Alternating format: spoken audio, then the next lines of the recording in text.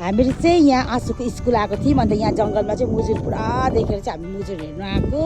टोटो ऊपर राखिरहेको छ भर्खर स्कुलबाट आएको अब स्कुलको युनिफर्महरू सिलाउनु बुक्सहरूको लागि न्यू एडमिसन हो त्यही कारण मुजुर चाहिँ खै कता गयो